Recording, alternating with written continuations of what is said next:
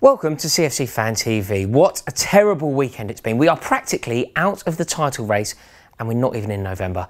It was so depressing to be down at Selhurst Park and an awful lot went wrong. I've been looking at it, I've seen the highlights, if you can call them that, and I've had to think about what I saw when I was down there, and I've pinpointed 3 things that we never want to see again.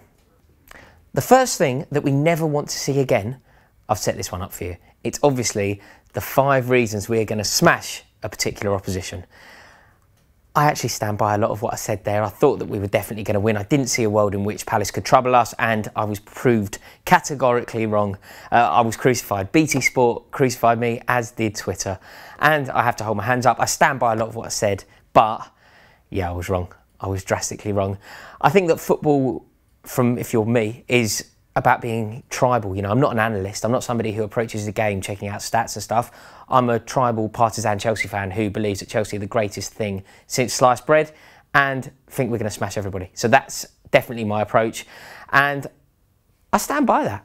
I think that it's a fair enough thing for me to say, and it's the equivalent of QPR fans singing they're by far the greatest team the world has ever seen. They're obviously not, but you have to go into it and give it the big one and stand by what you believe and stand by your football club. So the next time I believe that Chelsea are going to smash a particular opposition, I will make that video and put my neck on the line again, because 90% of the time that I make those videos, it comes true. So yeah, I have to just take this one on the chin, but very, very depressing. Quick message to anybody who sent me a message saying that my tweet or my video jinxed it. You are massively overestimating the power of my Twitter feed. I certainly didn't. But yeah, it's a shame. It's a shame. But the next time I think it's going to happen, I'll do it, because Chelsea are the greatest football club that the world has ever seen. And I love saying that and giving it the big one to fans who support worse clubs, which is everybody in the world. Right, here's a real point 1. The first thing that I do not want to see again for a very long time, until it's necessary, until we are in deep because of injuries and suspensions, is I don't want to see Gary Cahill in the starting lineup. I think he really, really struggled against Palace. I think Zaha had the beating of him from minute 1. He knew. I think right in front of us, I was in the away section there, right towards the goal line. We go along up to the halfway line, and I was the other side of that. And honestly, after about 30 seconds, there was a moment when Zaha was controlling the ball in the area, and Gary Cahill was scrambling around the floor. And from that moment onwards, it stayed the same. Cahill has been a wonderful servant to Chelsea Football Club, and I'll forever be grateful for his contribution to what we've done with him in the side. But his form is atrocious at the moment, and he needs to not be in the starting lineup for his own sake as well. I think he needs to have a break, rediscover his form, and come back into it as a different player, because at the moment he's really costing us. And it doesn't really make sense when you have somebody like Antonio Rudiger around. I don't know why you don't play him. Rudiger's looked excellent for us. He's played very well every time he's been given an opportunity and has barely put a foot wrong, if at all. So to shoehorn Cahill in because he's club captain doesn't quite make sense to me.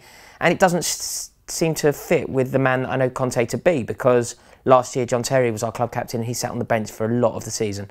So with that in mind, I think that Gary Cahill needs a break from first team football. And let's go with a back line of David Luiz when Kante's fit, Rudiger and Azpilicueta. And when Kante's not fit, let's play Christensen centre-half, push David Luiz 1 up, and the same 2 alongside whoever is the centre-half, because, yeah, I mean, it doesn't bode well, does it, for Watford, and Bournemouth are due a result and we're about to play them. So, yeah, Cahill out. Point 2. It's Cesc Fabregas in a 2-man midfield. I just don't think it works anymore. Everybody who watches this channel regularly knows how much I love Cesc Fabregas, how valuable I think he is to the team, and how incredible he is at football. You know, he's a type of player who can play a pass that other players, 90% of other football players, can't even see. So Cesc Fabregas is so important to Chelsea Football Club, and I think he should be in the starting lineup. However, I don't think he can play in a 2. I think a double pivot of Fabregas and Bakayoko has been proved now on a couple of occasions not to work. So we need to have a 3rd man in there and experiment and work out who it's meant to be when Kante's injured. For me, it's David Luiz. It seems to make sense. We've got Christensen, who can deputise perfectly at the back, push David Luiz up, and I think that allows everybody to play their game naturally. But what can't happen again is for Fabregas to be responsible in a 2-man midfield. He doesn't have the legs for it, and it's not his game. You know, it's not what he is. It's not the kind of player that he is, and it's wrong for us to expect him to be able to do that. But when he's coming up against players, you know, like Johan Cabaye, towards the end of the game against Palace, Jason Puncheon really running past him a lot, there's nothing he can do about that, and we know that. So we have to counter the opposition's threat in a different way and allow Fabregas's brilliance to shine in a way that suits him. So it's Fabregas in a 3 only. Fabregas should never ever play in a 2-man midfield again. Point 3, and now this is the biggest point of the lot. I don't want to see a summer like the one we just had. I think that some intelligent play was done during that period. I think we brought in some very good players, but there was a crucial thing that we managed to really mess up. And we've started a season that we know is going to be a very tough one. Defending champions is always hard. Combine that with the fact that we have re-entered the Champions League and we were in the Charity Shield. So we're playing a minimum of 7 games before Christmas, more than we played last year. Combine that information with the fact that we've started the season with 1 striker who our manager rates, another striker who our manager doesn't seem to be too fond of, but 2 strikers. It's a disgrace. It obviously means the second that you have 1 injury to a player in that position, you're stumped.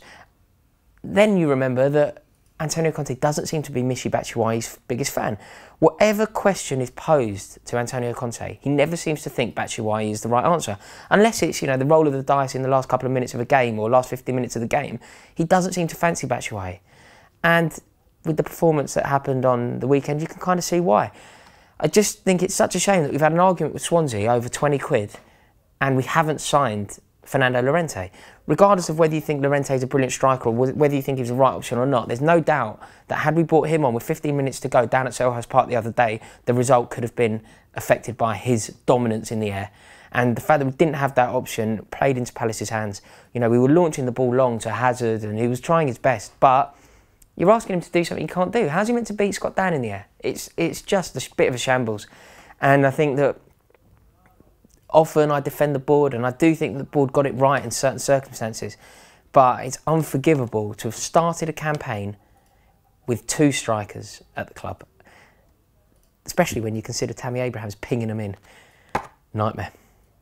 Right, there we have it. They are the 3 things that I never want to see again. Comment below, let me know what your things are, and I have a feeling I know what's going to be number 1, and it's not actually going to be any of the 3 official things. It's going to be the 4th thing I mentioned, isn't it?